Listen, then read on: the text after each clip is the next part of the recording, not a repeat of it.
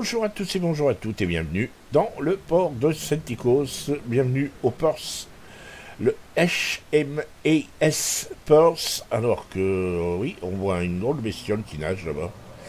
Le Perse, on se rappelle, j'ai fait un petit peu l'historique, on va le refaire. On va le refaire pour vous rafraîchir la mémoire. Le Perse donc a été construit entre 1933 et 1934, enfin de 1933 à 1934 pour être précis, et il va sortir en 1934 des chantiers sous pavillon anglais, sous le nom de HMS Amphion, et il sera vendu à l'Angleterre, de l'Angleterre. Il passera à l'Australie en 1939 et devient à ce moment-là le HMAS Perse. Il sera donc, et battra pavillon, il participera à l'essentiel de la Seconde Guerre mondiale, la phase active on va dire, de 1939 à 1942 sous le nom de Perse, et il sera coulé en 1942 par les Japonais au moment de la bataille du détroit de la Sonde. Ça, c'était le cours historique de ce navire. Le Perse est un classe Leander. En d'autres termes, c'est le sister ship du Leander, à ceci près qu'il a une... alors, le Leander, le voici. On va voir visuellement. On s'aperçoit qu'il n'y a pas une différence physique, effectivement, entre les deux. Le Leander... Voilà, et le souci du Perse, c'est qu'il a une moins bonne AA, ça c'est une grosse différence, une bien moins bonne AA que le Leander. Par contre, il a une smoke qui le suit, qui est un tout petit peu plus dynamique, on va dire, et donc il a une possibilité effectivement de progresser, pour peu que vous avanciez à la vitesse de 14 nœuds, moins de 14 nœuds, vous faites avancer la smoke avec vous en restant relativement caché. Et deuxième gros avantage, vous avez les HE, et ça, pour faire des incendies, avec un assez bon ratio d'incendie. D'ailleurs, je ne sais pas s'il apparaît là, globalement il devrait apparaître là. Le ratio d'incendie, non, eh bien évidemment, ça c'est les obus AP, ça risque pas de... alors, le ratio d'incendie est de 11%, ce qui est quand même assez sympathique. 11%, ça devient intéressant, sur 100 hits vous mettez 11 incendies, là ça commence à devenir sympathique. Donc on va assister à deux batailles en Perse, et on se retrouve à la fin pour un tout petit débriefing, en espérant que ça vous plaira. A tout de suite en bataille. Et nous nous retrouvons sur la carte voisin en mode capture de base, avec une division d'ADML, Trépanateur sur son Normandie, Cuirassé Tier 6 français, Falco sur son Dunkerque, sur son Dunkerque, le Cuirassé Premium français Tier 6, et la partie sera géocentrée sur le Perse de Polon, le croiseur australien, qui est en fait un classe Leander, mais un Leander qui a la possibilité de tirer autant à la P qu'à la HE. Par contre, il n'a pas de heal. Départ assez rapide du Leander du Perse, qui vient de ralentir un tout petit peu parce qu'il s'est aperçu que c'était pas la peine de se précipiter. On n'est pas en mode capture de base. Autant en plus, avec les capacités entre guillemets qu'a le Perse de résister au shoot d'éventuels Charles Martel, Warspite et autres Scharnhorst, il vaut mieux qu'effectivement il se la joue discrète. Donc il part globalement à l'ouest, ce qui est assez classique. Alors d'ailleurs, quand on regarde la minimap, on s'aperçoit que la flotte s'est partagée en deux. Une partie vers le nord, mais en droite ligne, colonne 8, comme un seul homme, et il devrait affronter l'essentiel de la flotte. L'autre partie de la flotte, dont la division des ADML, est partie le long de la ligne H, avec l'idée sans doute de contourner et de prendre à revers l'essentiel de la flotte rouge, qui, si la logique est respectée, a dû effectivement partir vers, vers là où se dirige l'autre partie verte, vers, allez, vers la ligne C, le long de la ligne C. Alors là, le Z23, par contre, intéressant. Il semble effectivement que la flotte rouge, pour ce qu'on en voit l'essentiel, alors il y a toujours un ou deux cuirassés rouges qui vient se frotter à cette colonne 2 ou colonne 3, mais généralement, c'est jamais une bonne idée. Néanmoins, c'est essentiel, hein. Il faut toujours qu'il y en ait un ou deux qui se sacrifient, soit pour ralentir le push ennemi, soit pour éventuellement contrer un non-push ennemi et pouvoir investir une aile. Ils sont deux à viser Polon. Polon avait ralenti, s'est laissé engloutir par son nuage de fumée. Pour l'instant, tout va bien. Il faudra quand même se méfier. Le Z23 a l'air d'être un petit mariole. D'ailleurs, je ne sais pas si c'est pas lui qui a tiré, là, et qui a mis un incendie au Perth. Non, c'est pas lui. Il y en a un autre. Alors, le Charles Martel est un peu loin. Je parierais pour le Nuremberg. Il ne doit pas être très loin. Avec sa capacité de mettre des incendies, Nuremberg est assez sournois. Je pense que ça pourrait être lui. Le Normandie rouge semble être assez seul. Est-ce qu'il serait parti tout seul? Alors là, à mon avis, si c'est le cas, il doit se faire engueuler quelque chose de meumeux. D'avoir abandonné la flotte et de s'isoler comme ça.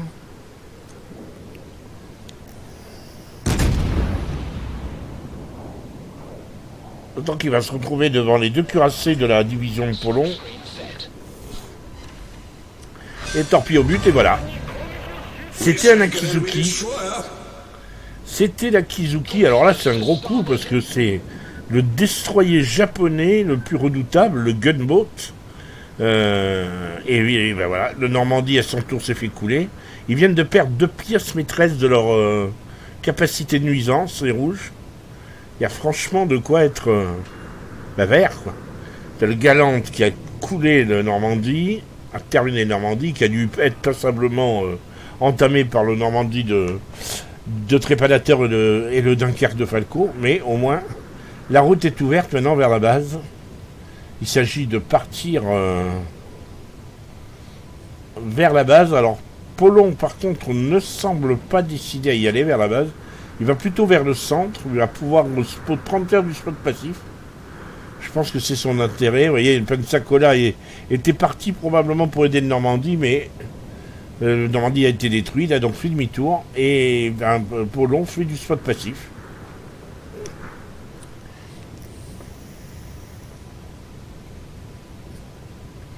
Parce que si on regarde la minimap, vous apercevez que l'aile droite des Verts c'est un petit peu exilé et complètement coupé de la base. Elle est sur la colonne 10. Donc effectivement, là les Verts sont un petit peu... ils sont pas dans une position facile.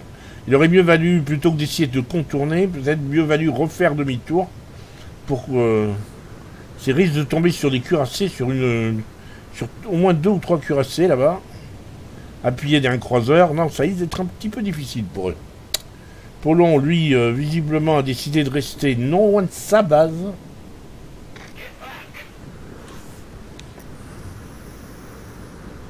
Et demande aux Galantes de ne pas aller vers la base ennemie.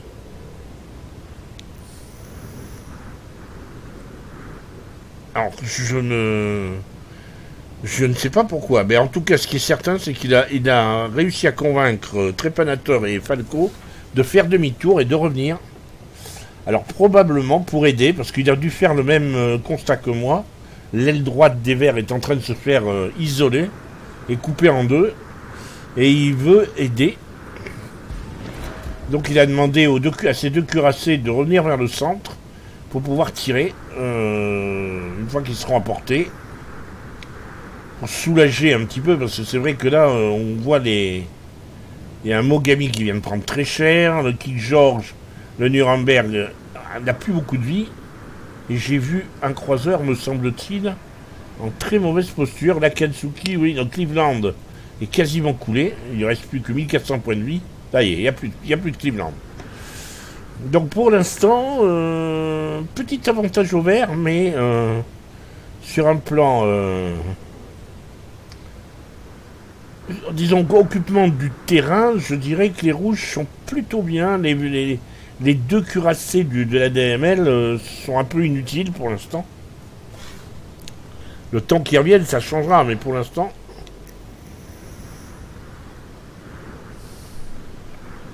Le souci maintenant qu'il s'offre à Apollon, c'est est-ce qu'il doit attirer l'intention sur lui ou attendre l'arrivée de ses alliés.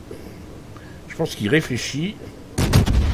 Voilà, il attendait voir aussi si des torpilles allaient toucher l'Iquarius.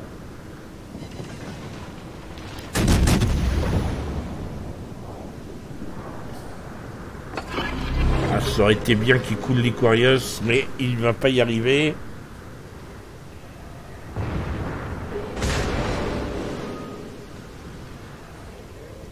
Et voilà, là il est repéré, donc là les gens ont commencé à lui tirer dessus. Et c'est un Charles Martel. Plus le Pensacola. Il n'aura pas raison contre eux. Donc il vaut mieux qu'il reste dans son nuage de fumée et qu'il attende des renforts. La position n'est pas mauvaise à partir du moment où effectivement les trois membres du clan arrivent à se mettre à portée. Parce que là ils vont vraiment prendre à revers les forces rouges. Alors pendant ce temps, le Galant, malgré les demandes de Polon, est allé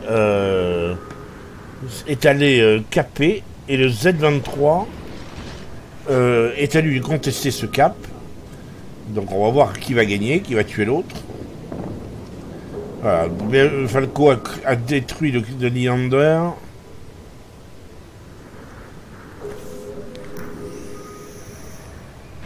Tout petit avantage. Là, l'avantage est un petit peu plus grand. Le Z23 sorti le Galant. Donc, il n'y a plus personne pour caper. L'avantage, c'est 6 à 5 pour les Verts. 140 points d'écart.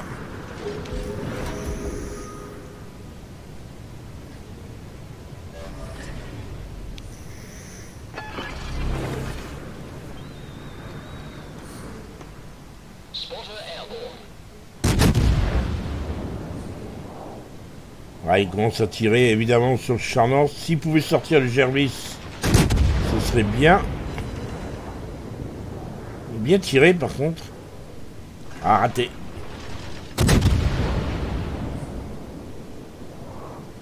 Un tout petit peu en arrière encore, mais c'est pas mal. Hein. Ah, il a réussi à mettre un obus au but. Et il fait fuir le Gervis. De toute façon, il en reste plus que 5 navires rouges. Et ils sont un peu en train de partir en cacahuète, les rouges. Alors que les verts, la partie verte qui avait été isolée et a rejoint les cuirassés des ADML. Donc l'équipe est complètement reconstituée. On voit que la flotte est complètement remise à niveau. Le Mogami il va pas fort. Polon vient de se prendre une petite châtaigne, je pense que c'est le Charmorst. Il se fait oublier, mais pas longtemps. Maintenant, ce qui avance, ça m'étonnerait que ça touche.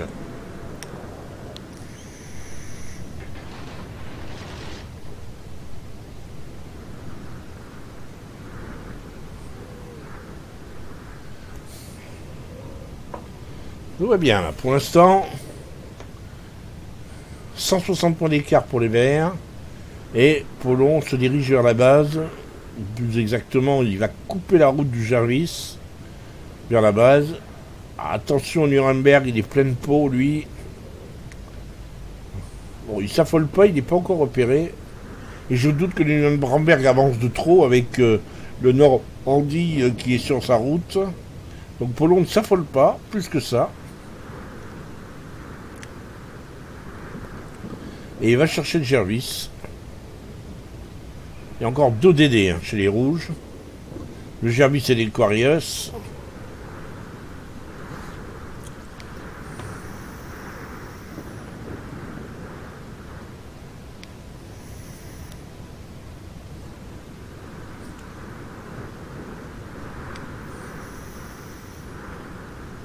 Voilà. Et voilà. Il a trouvé.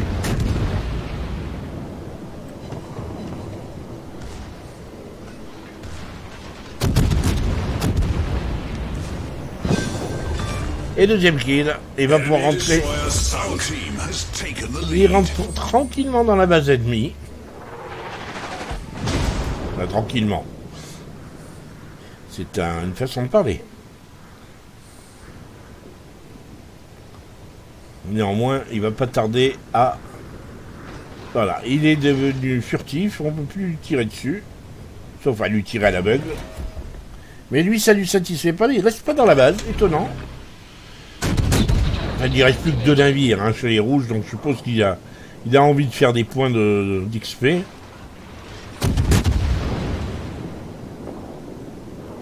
Le Charnant s'est ressorti de Mogami. Mogami était en sale état. Et comble d'ironie, le Perse s'est décidé à mettre des incendies sur le Nuremberg, qui est l'un des prédateurs incendiaires les plus importants du jeu. C'est peut-être un de ceux qui met le plus d'incendies en bas de tiers, voire middle tiers.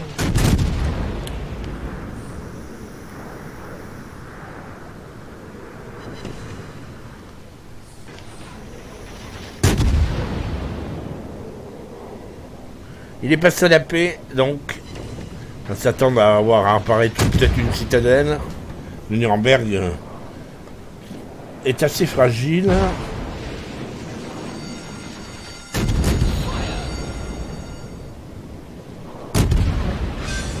Bien joué. Il n'y a pas eu besoin de ça.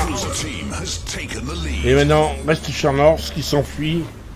Alors, est-ce qu'il s'en va la poursuite du Charnors? Moi, on l'a pas vu, mais Trépanateur s'est fait sortir. Je me demande si c'est pas la torpille qui s'est fait sortir, Trépanateur. Il y avait Aquarius qui était pas loin. Il s'est peut-être fait sortir à la torpille.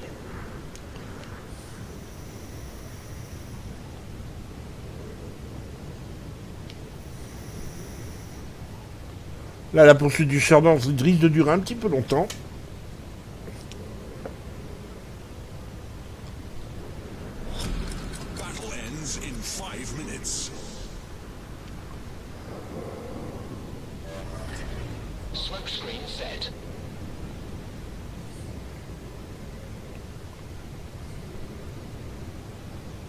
Ouais, et Chardon n'a pas du tout envie de se laisser rattraper. Du coup, il y a le cuirassé, c'est lequel? C'est le King George qui est en train de caper la base des rouges. Moins de scrupules que Polon.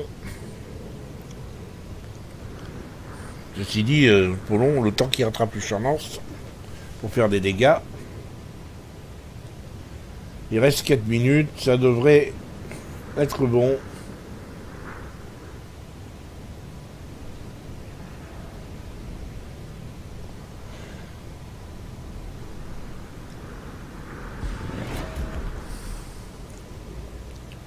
Ah, et Charnors est coincé par la... Oui, il va être coincé par la bordure.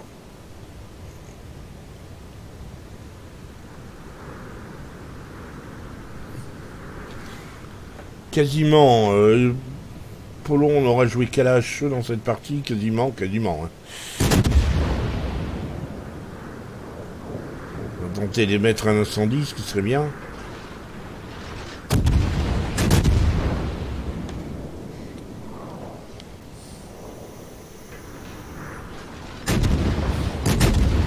Falco n'est pas loin avec son Dunkerque et le Charnors est en train de montrer son flanc. Attention à une salve du Dunkerque. Je pourrais bien qu'on voie une salve arriver à la paix là, qui découpe le Charnors.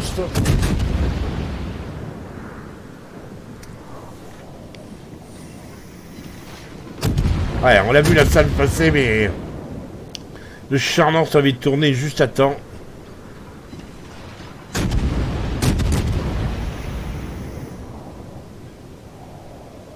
Et il s'en va piquer du nez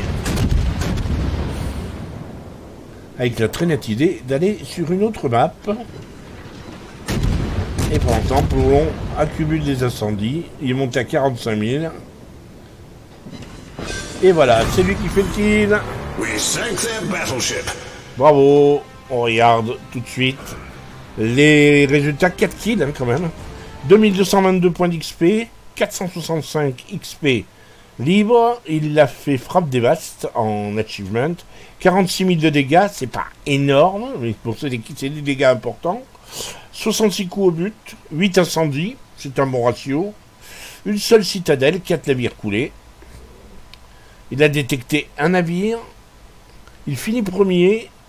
Alors ça constitue un mystère chez lui. Il m'a dit, explique-moi pourquoi je finis premier. Ah, c'est facile. Déjà, il a fait 4 kills. Le second n'en a fait qu'un. Le second s'appelle Falco, mais il n'en a fait qu'un. Ensuite, il est tier 6. Il y a, dans une bataille, tier 8. Donc, les dégâts qu'il a fait sont optimisés, et en tout cas plus que s'il y avait un tier 8. Ensuite, il a très peu tanké. 177 000. Il a détecté 4 torpilles. Ça s'appelle les points de détection. Que 4000 grâce à sa détection en dégâts. Ça, par contre, c'est pas beaucoup. Il a parcouru 73 km. Il a donc fait 46 000 de dégâts. Alors, c'est facile. Oui, c'est facile. Mais après, jusqu'à un certain point. Parce que j'ai pas toutes les données en tête.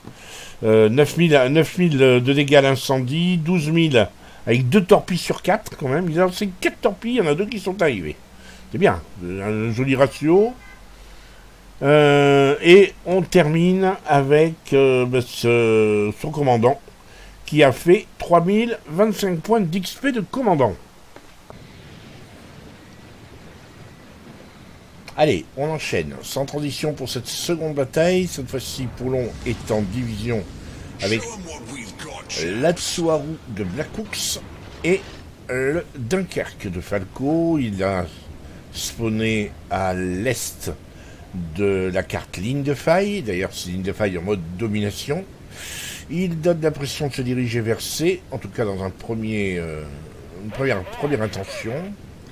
Il n'y a pas de porte-avions. C'est une bataille avec 3 destroyers.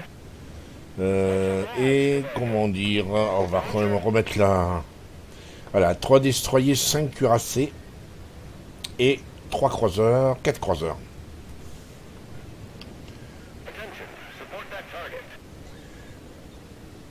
Alors, on le sait, le Perse est un Leander qui aurait de la HE et une smoke un tout petit peu différente du Leander traditionnel. Pour autant, est-ce que ça justifie cette incroyable différence qu'il peut y avoir en termes d'efficacité entre le Perse et le Leander? Je ne crois pas. Je pense que simplement le Leander est un navire qui souffre un tout petit peu d'un gros défaut, c'est-à-dire qu'il est une vraie amélioration par rapport à l'Emerald, mais derrière il y a le Fiji, il y a l'Edinburgh, qui sont des navires qui lui sont nettement supérieurs, et c'est pas un navire sur lequel on reste, bizarrement, et c'est dommage, parce que pour moi, le Leander est incontestablement un des tout bons croiseurs de rang 6. Le problème, c'est que rang 6, il y a quand même un nombre important de navires qui lui font concurrence. Je pense au Budioni, au Laoba. Et c'est... voilà, quoi. C'est le Graf Spee, le Nuremberg. Tout ça, ce sont des navires qui sont, à défaut d'être supérieurs, qui sont au moins égaux au Leander. Alors, pour l'instant, Myoko qui a trouvé très amusant d'aller faire tout le tour là-bas. Pour le reste, effectivement, vous voyez que Poland se contente de contester le cap. Il attend l'apparition d'Akatsuki, qu'il voit. Et évidemment, là, si l'Akatsuki fait la bêtise de sortir, l'Akatsuki va avoir très mal à la tête. Il fait la bêtise de sortir. Quelle erreur.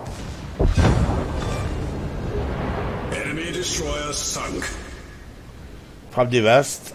Voilà. Premier kill presque facile. Presque donné, on va dire. Falco avec son Dunkerque qui est très intelligemment placé, vous le voyez. Et il est derrière la smoke du Purse, à côté de la smoke de la Tsuharu. Pour l'instant... D'ailleurs, les cuirassés rouges, Queen Elizabeth et Gnaizo, ne vont pas affronter Falco, ils vont essayer de le contourner.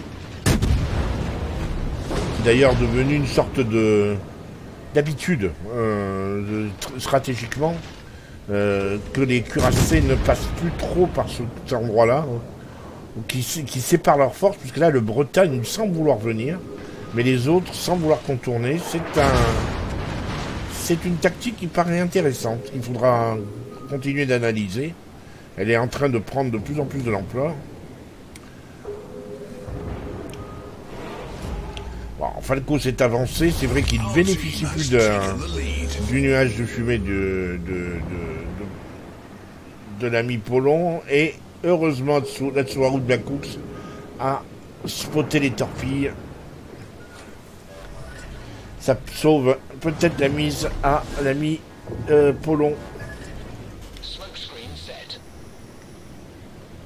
C'est pour ça qu'il faut impérativement, si vous jouez Destroyer, vous mettre même ne serait-ce que 500 mètres devant, mais essayez de vous mettre devant vos croiseurs et vos cuirassés. Votre simple présence peut détecter les torpilles et peut sauver la vie à un navire. Et parfois, ça peut se jouer à un navire près. Une position, alors qu'il y a le Gnaizo fait mine de rentrer dans cette passe. Le Furutaka va-t-il lancer des torpilles? Ce serait amusant. Non, le Furutaka veut rentrer aussi. Il va aller faire un face-à-face avec le Gnaizo. Intéressant.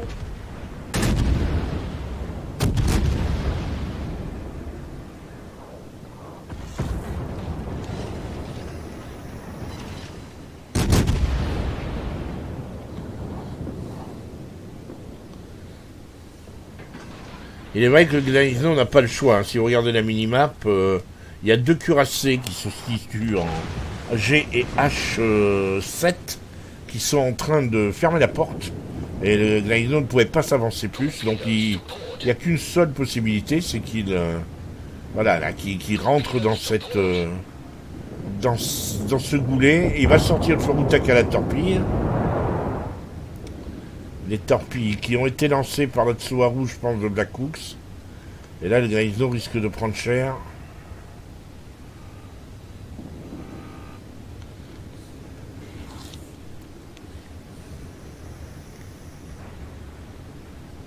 Et voilà. Un torpillage du Gnaizo par la Tsuharu. Un joli coup de Black Hooks. Ce qui fait que Polon peut aller chercher le Queen Elizabeth. Tranquillement, les rouges ont complètement explosé parce qu'ils ont perdu le cap B. Le Gnaizo aurait été inspiré de tourner à droite et de partir vers B. Ils ont perdu la bataille du cap C. Ils sont probablement en train de perdre la bataille du cap B. C'est ce que je voulais dire. Le Gnaizo aurait mieux fait de rester avec le Queen Elizabeth. Ceci dit, il y a également le Julio César qui fait très mal, mais enfin le Gnaizo a largement de quoi sortir un Julio César, faut pas pousser. Non, le Gnaizo a fait une grosse erreur qui peut être le responsable de la défaite, on va dire. C'est brutal de dire ça, mais sa manœuvre n'a pas arrangé les choses. Et voilà, deuxième kill pour Polon, bien joué. On l'a vu, il l'a tiré presque de façon assez nonchalante, tranquillement. Et elle est sortie de Shinonome. Que 20 000 de dégâts et déjà 2 kills.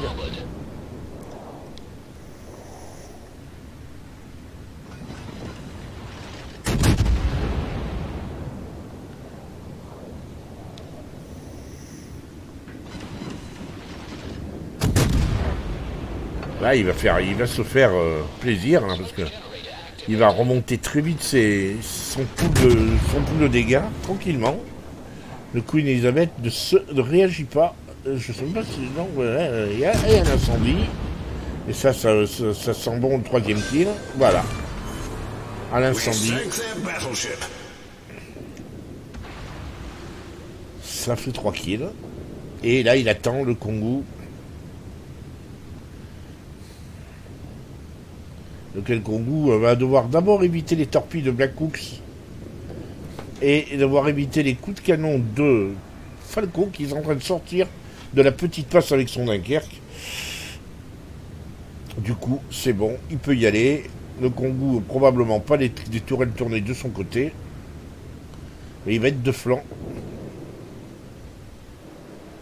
Avec torpille à 6 km. Avec une distance de 6 km, il peut envoyer des torpilles. Qu'est-ce qu'il le fera? Ah, il est extrêmement prudent. On dirait que la bataille est quasiment finie. Il n'y a vraiment pas besoin de prendre des risques.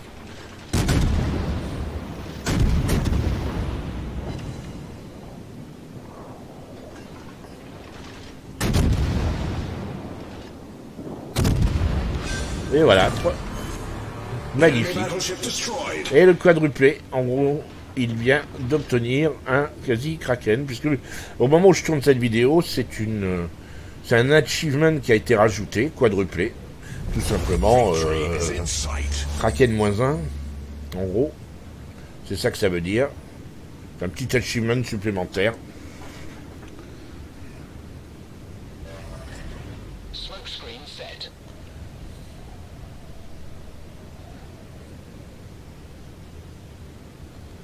Et le Bretagne, qui est le dernier cuirassé rouge de cette partie, est bien embêté parce qu'il y a Dunkerque qui lui fonce dessus. Alors, il y a quand même l'ensemble de la flotte, ce qui reste de la flotte rouge qui est là. Hein, mais apparemment, il manque juste le... Je ne sais pas où est le destroyer. Ah, il a envoyé son avion.